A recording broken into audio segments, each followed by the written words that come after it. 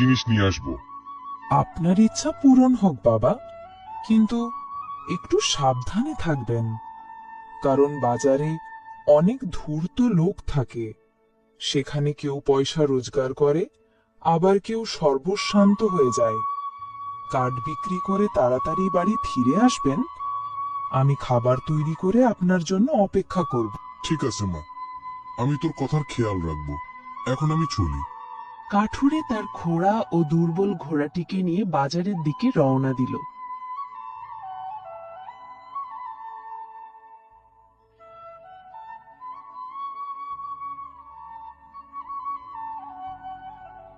কিছুক্ষণ পর বাজারে পৌঁছে একপাশে দাঁড়িয়ে খদ্দের ডাকতে লাগলো। কাঠ নিয়ে যান, কাঠ, শুকনো কাঠ নিয়ে যান, খুব ভালো কাঠ, কাঠ নিয়ে যান, কাঠ, শুকনো কাঠ নিয়ে যান। অনেকক্ষণ পর এক ধনী ব্যক্তির নজর সেই কাঠুরের ওপর পড়ল। সে মনে মনে ভাবল, আরে বাহ, এই হতদরিদ্র বুড়োটাকে তো সহজেই ঠকানো যাবে। ওকে দেখে তো জন্ম থেকেই বোকা মনে হচ্ছে। এই ভেবে সেই ধনী ব্যক্তি শেঠ যমুনা দাস কাঠুরের কাছে এসে বলল, ওহে কাঠুরে, সব কাঠ বিক্রি করবে নাকি?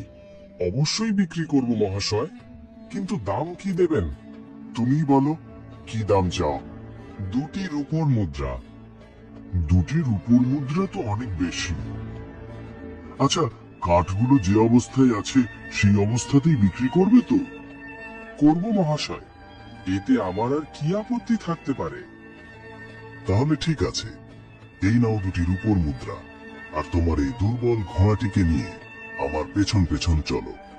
খুব ভালো মহাশয়, ঠিক আছে, চলুন। মুদ্রা দুটি নিয়ে কাঠুরে হরিরাম তার ঘোড়াকে নিয়ে ধনীর পেছনে চলতে লাগলো। আজ ভাগ্যবশত ভালোই রোজগার হলো। এই ভাবতে ভাবতে সে ধনীর পেছনে যাচ্ছিল। কিছুক্ষণ পর ধনী ব্যক্তিটি কাঠুরেকে নিয়ে নিজের বাড়িতে পৌঁছালো। কাঠগুলো এখানেই রেখে তুমি এখন যাও। যে আজ্ঞা মহাশয়। এই বলে কাঠুরে যেই ঘোড়ার পিঠ থেকে কাঠ নামানোর চেষ্টা করলো, অমনি শেঠ যমুনদাস গর্জে উঠে বলল, দাঁড়াও, এটা কি করছো? মহাশয়, আমি তো ঘোড়ার পিঠ থেকে কাঠ নামাচ্ছিলাম, যাতে ঘোড়াটিকে নিয়ে যেতে পারি। আরে বদমাস, তোর কি চুক্তির শর্ত মনে নেই, যা তুই কাঠ বিক্রির সময় আমার কাছে স্বীকার করেছিলি? কি শর্ত মহাশয়? আমি তো কিছু বুঝতে পারছি না। আমি তো আপনাকে 2টি রূপোর মুদ্রার বিনিময়ে সব কাঠ বিক্রি করেছি। শুধু সব কাঠ নয়, বরং মুদ্রার বিনিময়ে তুই আমাকে তোর ঘোড়াও বিক্রি করেছিস। তুই কি এই শর্তে কাঠ বিক্রি করতে রাজি হোসনি, যে কাঠগুলো যে অবস্থায় আছে সেই অবস্থাতেই বিক্রি করবি? যমুনদাসের কথা শুনে হরিরামের হুঁশ উড়ে গেল। মহাশয়, আপনি কি বলছেন? শর্ত অনুযায়ী এখন এই ঘোড়া আমার। তুই তোর দাম পেয়ে গেছিস, তাই এখান থেকে বিদায় হ। না না, এমন বলবেন না মহাশয়। আমি গরিব মানুষ, আমি তো বরবাদ হয়ে যাব। এমন করবেন না মহাশয়। কাঠুরে অনেক অনুরোধ করল, কিন্তু ধনী তার একটিও কথা শুনল না, বরং আশেপাশের লোকদের জড়ো করে ফেলল।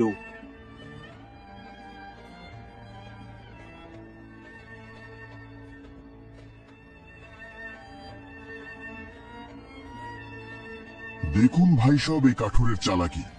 আগে চুক্তি করলো আর এখন অস্বীকার করছে, আবার আমার উপরই জোর দেখাচ্ছে। এ কি দয়ার যোগ্য? না না, একদমই না। তাহলে এই মিথ্যেবাদী কাঠুরের সাথে কি করা উচিত? ভাই, আমার কথা শুনলে ওকে সরপঞ্চের কাছে নিয়ে চলো। হ্যাঁ, এটাই ঠিক হবে।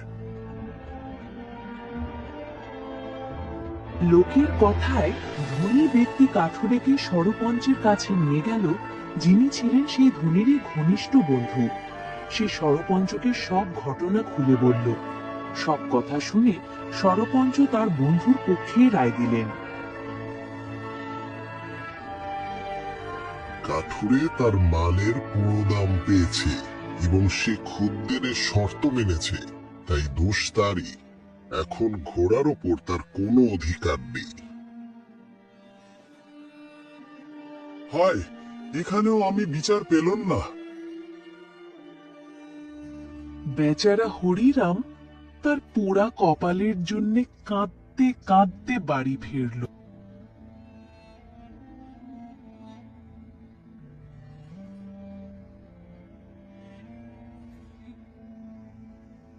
তখন তার মেয়ে পার্বতী জিজ্ঞাসা করল, বাবা, এ কি, তোমার চোখে জল কেন?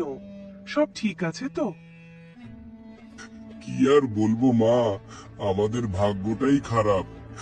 এমনিতেই আমার কাছে কিছুই ছিল না, আজ আমাদের ঘোড়াটাও হাতছাড়া হয়ে গেল। হরিরাম সব ঘটনা পার্বতীকে খুলে বলল। সব কথা শুনে পার্বতী তার বাবাকে সাহস দিয়ে বলল, আপনি একটু চিন্তা করবেন না বাবা, সব ঠিক হয়ে যাবে। ভগবানের ঘরে দেরি আছে, কিন্তু অন্যায় নেই। তারপর খাওয়া দাওয়া করে বাবা মেয়ে দুজনে ঘুমিয়ে পড়ল।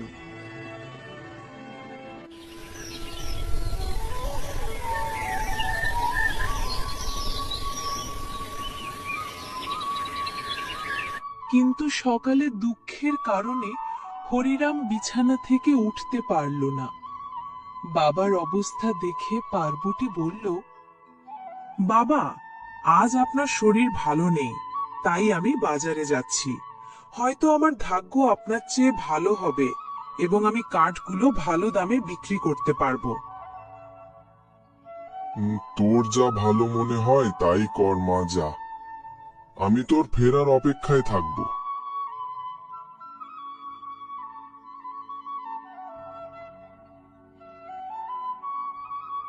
মেয়ে পার্বতী তার গাধার পিঠে কাঠের বোঝা চাপিয়ে বাজারের দিকে রওনা দিল।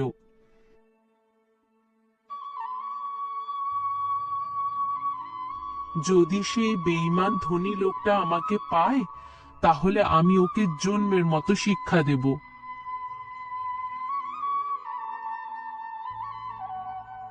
কিছুক্ষণের মধ্যেই সে বাজারে পৌঁছে গেল। কাঠ নিয়ে যান, শুকনো কাঠ, সস্তায় নিয়ে যান। কাঠ নিয়ে যান, শুকনো কাঠ, সস্তায় নিয়ে যান। সেদিনও সেই ধনী ব্যক্তি শেঠ যমন দাস কাউকে ঠকানোর উদ্দেশ্যে বাজারে এসেছিল।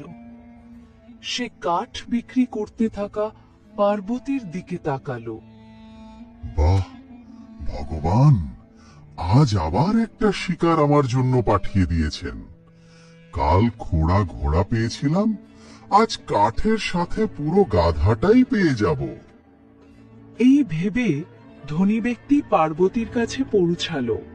ওহে মেয়ে, নিজের কাঠগুলো বিক্রি করবে নাকি?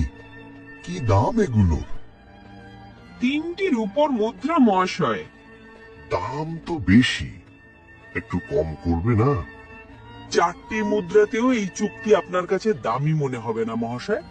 কাঠগুলো একেবারে শুকনো, যদি রাজি থাকেন তো বলুন। ধনী ভাবল, এই মেয়েটা তো খুব চালাক মনে হচ্ছে। যাই হোক, কোনো ব্যাপার না, এখনই ওসব চালাকি উধাও হয়ে যাবে। যমনদাস ভাবছিল। এমন সময় পার্বতী বলে উঠল, কি ভাবতে লাগলেন মহাশয়? তাড়াতাড়ি বলুন, না হলে আমি অন্য খদ্দের ডাকি। ঠিক আছে, 3টি মুদ্রায় আমি চুক্তিতে রাজি, কিন্তু এই কাঠগুলো যে অবস্থায় আছে সেই অবস্থাতেই বিক্রি করতে হবে। তুমি কি রাজি আছো? যমন দাসের কথা শুনে চতুর পার্বতী সতর্ক হয়ে গেল। তাহলে এই সেই বেঈমান ধনী লোক, আজ ওর রক্ষা নেই। এমন প্রতিশোধ নেব যে সারা জীবন মনে রাখবে। পার্বতী ভাবছিল, তখনই ধনী বলে উঠল, ওই মেয়ে, তাড়াতাড়ি উত্তর দাও, আমার কাছে ফালতু সময় নেই। ঠিক আছে মহাশয়, বিক্রি করে দেব, কিন্তু আমারও একটা শর্ত আছে। সেটা হলো আপনিও আমাকে টাকাটা ঠিক সেই অবস্থাতেই দেবেন যে অবস্থায় সেটা থাকবে। পার্বতীর কথা শুনে ধনী মনে মনে চমকে উঠল, কিন্তু পরক্ষণে কিছু একটা ভেবে হেসে বলল, ঠিক আছে, ঠিক আছে, আমি তোমার শর্তে রাজি। দেরি না করে তোমার গাধাটাকে নিয়ে আমার পেছনে পেছনে চল। পার্বতীও তার গাধাটাকে নিয়ে শেঠের পেছনে চলতে লাগলো। বেঈমান কোথাকার নিজেকে খুব চালাক ভাবছে, যখন আসল সত্যিটা সামনে আসবে তখন রক্তের কাদা কাঁদবে। পার্বতী ভাবতে ভাবতে ধনীর বাড়িতে পৌঁছলো। মহাশয়, কাঠগুলো কোথায় রাখবো? আরে বোকা মেয়ে, তুই কি চুক্তি করেছিলি? শর্ত ভুলে গেছিস নাকি? আমি মনে করিয়ে দেব। আমি গাধাটাকে বেঁধে দিচ্ছি, বলে পার্বতী চুপচাপ গাধাটাকে একটা খুঁটির সাথে বেঁধে দিল। আপনার হুকুম আমি পালন করেছি মহাশয়, এবার আমার দামটা দিন। অবশ্যই, অবশ্যই। এই নাও তোমার চুক্তির 3টি মুদ্রা। দাঁড়ান মহাশয়, এটা আপনি কি করছেন? পার্বতী বলল, চুক্তি অনুযায়ী আপনি কাঠগুলো যে অবস্থায় ছিল সেই অবস্থাতেই কিনেছেন, এবং কাছের সাথে আমার গাধাটাও আপনি পেয়ে গেলেন। কিন্তু আপনিও তো আমাকে কথা দিয়েছিলেন যে আপনি টাকাটা সেই অবস্থাতেই দেবেন যে অবস্থায় সেটা থাকবে। তাই এই মুহূর্তে টাকাগুলো আপনার হাতের সাথে আছে, অতএব আপনি মুদ্রার সাথে সাথে আপনার একটা হাতও আমাকে দিন। শর্ত ও চুক্তি অনুযায়ী আপনাকে এটা করতেই হবে। দিন, মুদ্রার সাথে আপনার একটা হাতও দিন। পার্বতীর কথা শুনে ধনীর হোশ উড়ে গেল। কি বকছিস তুই? তোর এত সাহস! আমি বলছি বেরিয়ে যা আমার বাড়ি থেকে। আমি আবল তাবল বকছি না শেঠজি, বরং ন্যায়ের কথা বলছি। আপনাকে মুদ্রার সাথে আপনার একটা হাতও দিতে হবে। তোর এত সাহস! আমি বলছি বেরিয়ে যা আমার বাড়ি থেকে। এভাবে হবে না শেঠজি, এখন তো আমি এখান থেকে আমার অধিকার নিয়েই যাব। আর পার্বতী জোরে জোরে চেঁচাতে লাগলো, ও ভাই বোনেরা শুনুন, আমার কথা শুনুন, এই বেঈমান শেঠের কাছ থেকে আমাকে ন্যায় পাইয়ে দিন। হে ভগবান, এ তো নেওয়ার বদলে দেওয়ার পালা এলো। আরে মেয়ে, শোন তো, আমার কথা তো শোন। এখন আমি শুধু একটাই শর্তে আপনার কথা শুনতে পারি শেঠজি, যে আপনি আগে আপনার একটা হাত কেটে দেবেন। আরে মেয়ে, হাতের বদলে আমি তোমাকে একটা ঘোড়া, তোমার গাধা, সব গাট আর তার সাথে 4-4টির উপর মুদ্রাও দিতে রাজি আছি। ভগবানের দোহাই, লোক জড়ো করো না। পার্বতীও নিজের জেদে অটল ছিল। না শেঠজি, আমার এসব কিছু চাই না, বরং আপনার একটা হাতই চাই। আজ এই 2 পয়সার মেয়েটা আমার সর্বনাশ করেই ছাড়বে। পার্বতী ও ধনীর চিৎকার শুনে দেখতে দেখতে পাড়া প্রতিবেশীর অনেকেই সেখানে জড়ো হয়ে গেল।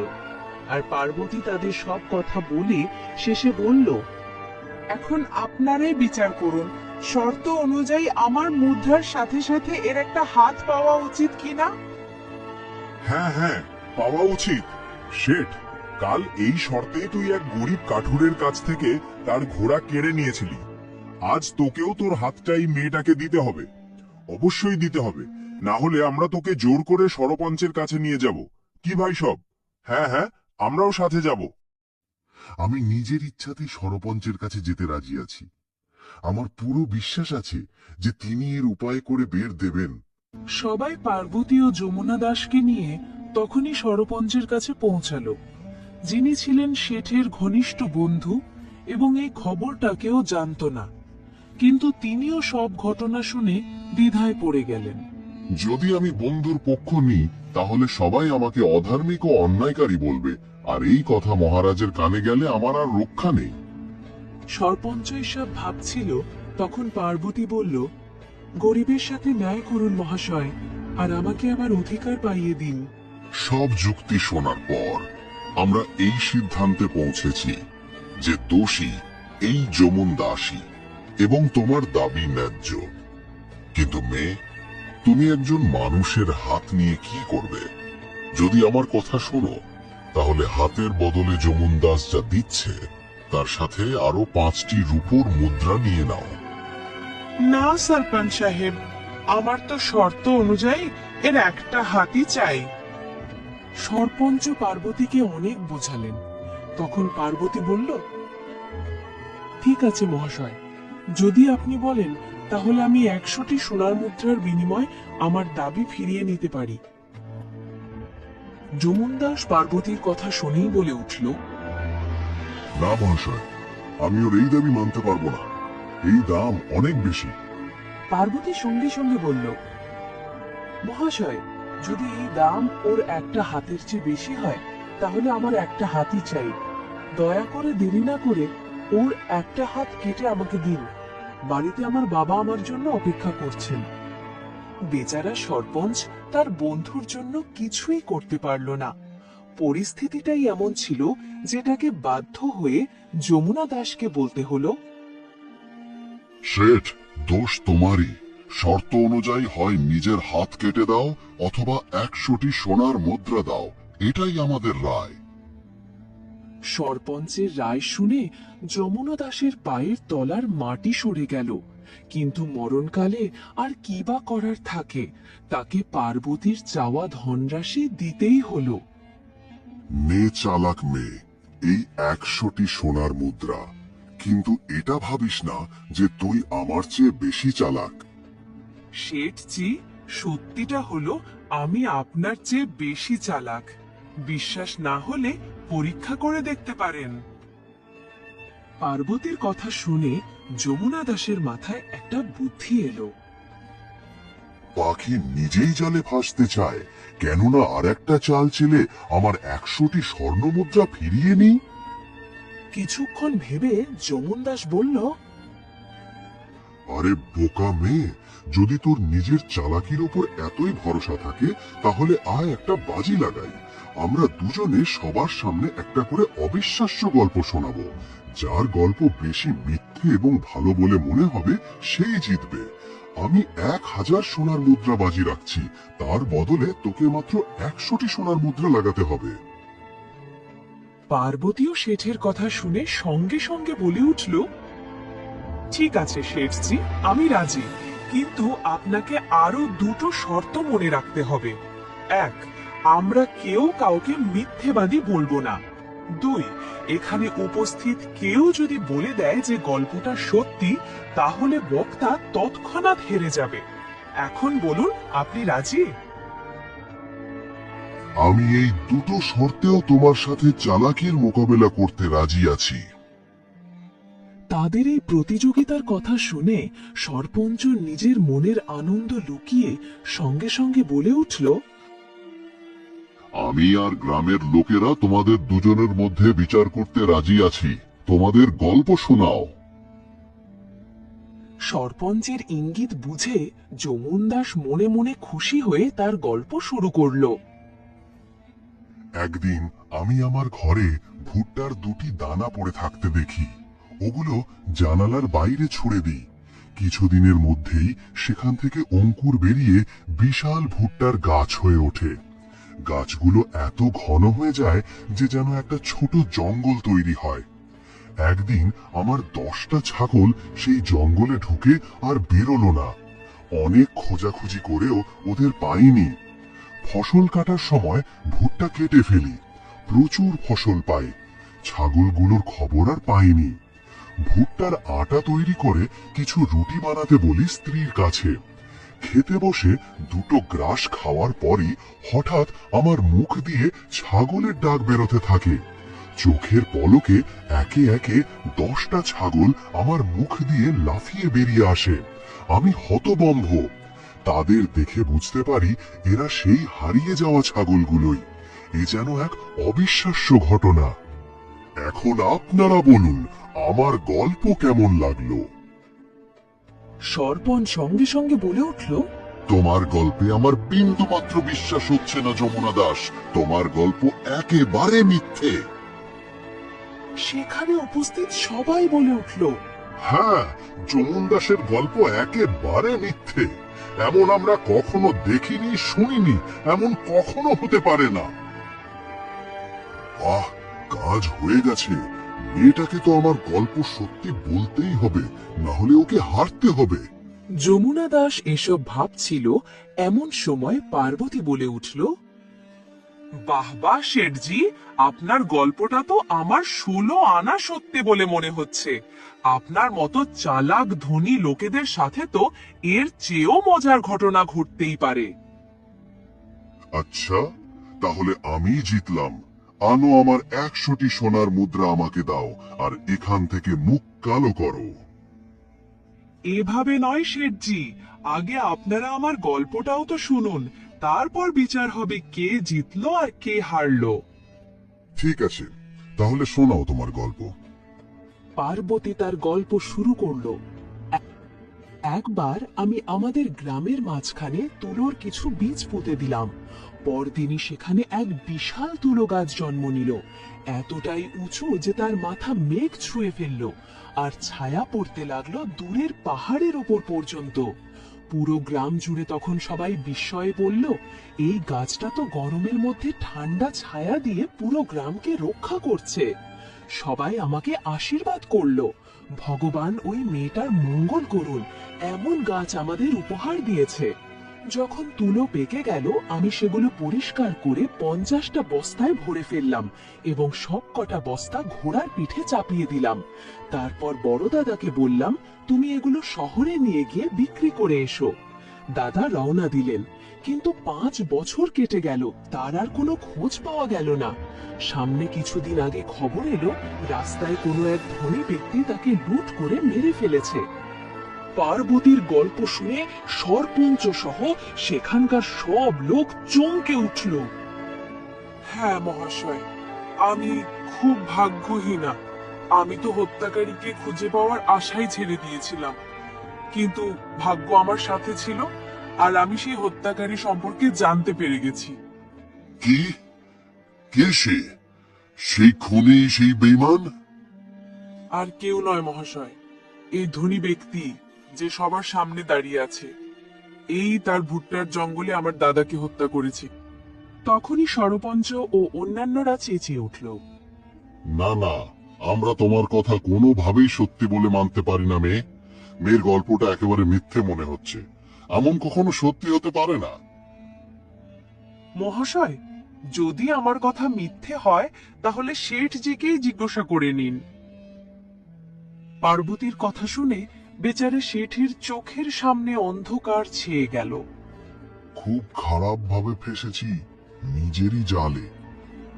শেঠ নিজেকে অভিশাপ দিতে দিতে ভাবছিল, তখন পার্বতী বলে উঠল, কি ভাবছেন শেঠজি?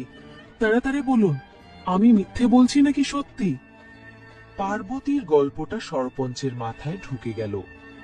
এই মেয়েটা তো খুব চালাকির সাথে আমার বন্ধুকে ফাঁসিয়েছে। সবাই উপস্থিত আছে, আমি চাইলেও এবার আমার বন্ধুকে সাহায্য করতে পারবো না। সরপঞ্চ ভাবছিল, তখন যমুনা দাস করুণ দৃষ্টিতে তার বন্ধু সরপঞ্চের দিকে তাকালো। আমার দিকে তাকাবেন না শেঠ, তাড়াতাড়ি উত্তর দিন, মেয়েটা সত্যি বলছে নাকি মিথ্যে? বেচারা যমুন দাসের ধৈর্যের বাঁধ ভেঙে গেল, আর সে কান্নায় ভেঙে পড়ে চেঁচিয়ে উঠল, মিথ্যেবাদী মেয়ে, একেবারে মিথ্যে কথা বলছে, একেবারে মিথ্যে। তাহলে আমি চালাকির প্রতিযোগিতায় আপনার থেকে জিতে গেলাম। দিন, আমাকে 1000 সোনার মুদ্রা দিন। যমুনা দাস চুপচাপ 1000টি সোনার মুদ্রার থলিটা তার দিকে বাড়িয়ে দিল। এই নে 1000টি সোনার মুদ্রার থলি, আর এক্ষুনি এখান থেকে ভাগ, না হলে আমি এখনই তোর গলা টিপে ধরবো, পরে আমার যা হয় হবে। আমি তো যাচ্ছি শেঠজি, কিন্তু আমার দুটো কথা গাঁট বেঁধে নেবেন। প্রথমত, কোনো দুর্বল ও গরিবকে আবার ঠকানোর চেষ্টা করবেন না, আর দ্বিতীয়ত, কাউকে বাচ্চা ভেবে বুদ্ধির খেলায় বাজি লাগাবেন না, না হলে হয়তো সেই দিনটা আপনার জীবনের শেষ দিন হবে। বেচারা শেঠ নিজের কৃতকর্মের জন্য অনুশোচনা করা ছাড়া আর কোনো পথ খুঁজে পেল না, আর পার্বতী ভরা সভা থেকে নিজের জেতা সোনার মুদ্রা নিয়ে বাড়ি ফিরে এলো। নিজের মেয়েকে গাধা ছাড়া ফিরতে